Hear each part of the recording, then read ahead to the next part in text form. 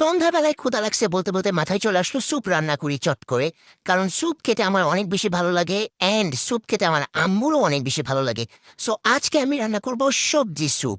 And এই শীতকালে গরম গরম এক বাটি সবজি স্যুপ হলে গাইস আর কি লাগে। সো আমি প্রথমে কয়েক টুকরো মাংস ফ্রিজ থেকে নামিয়ে নিলাম, এটাকে ভালো করে ওয়াশ করে পানিতে সিদ্ধ করে নিলাম। আর আমি এতটুকু মাংস এক পাত্রে পানি দিয়ে কেন সিদ্ধ করেছি গাইস জানো?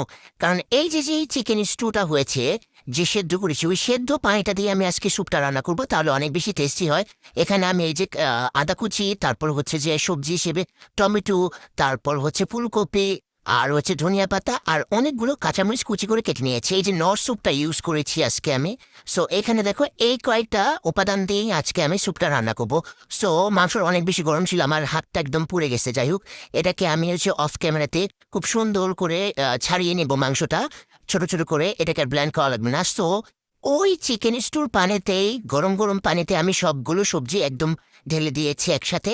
সো এটা এখন সিদ্ধ হইতে থাকবে পরিমাণ মতো, সাথে একটু লবণ দিয়ে দিব যাতে সেদ্ধটা খুব সুন্দর করে হয়। আর এদিকে দেখো আমি চিকেনগুলোকে ছাড়িয়ে নিয়েছি।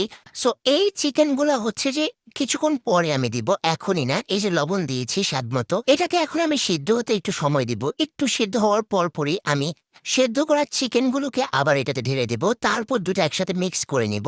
মিক্স করার পরে দেখো গাইস, এটা দেখতে কেমন তেল চিকচিক করছে না? অ্যাকচুয়ালি দেখো আমি অনেকগুলো সবজি ইউজ করেছি, কারণ আমি আজকে বিশেষ করে সবজি খেতে চাচ্ছিলাম। সো আমি সবজি স্যুপ রান্না করব, এটাই আগে থেকেই ডিসিশন নেওয়া হয়ে গিয়েছে। সো এই যে আমার ফেভারিট ব্র্যান্ড হচ্ছে নর, নরের স্যুপ আমার সবসময় বেশি পছন্দ। সো এখন আমি নর যে স্যুপের মিক্সারটা আছে এটাতে পুরোটা মিক্স করে নেব। তারপর হচ্ছে যে আমি চট করে মাথায় বুদ্ধি আঁটলাম যে এটার সাথে মিস্টার নুডলস 2 প্যাকেট দেওয়া যাক, কারণ আমার আম্মুর এটা অনেক ফেভারিট। সো যেহেতু আম্মু খাবে তাই আমি কি করলাম, 2 প্যাকেট নুডলস দিয়ে দিলাম। অ্যান্ড এটা দেওয়ার পরে দেখো নর স্যুপের এই থাই স্যুপটা কত সুন্দর একটা কালার আসছে।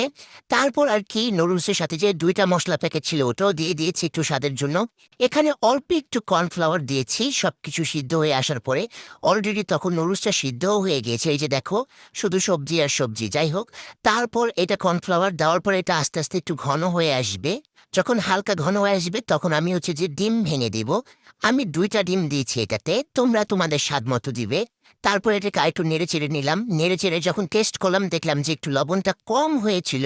গাইস, লবণ কম হলে তো হবে না। সো অফ ক্যামেরাতে আমি আরেকটু লবণ মিক্স করে নিলাম।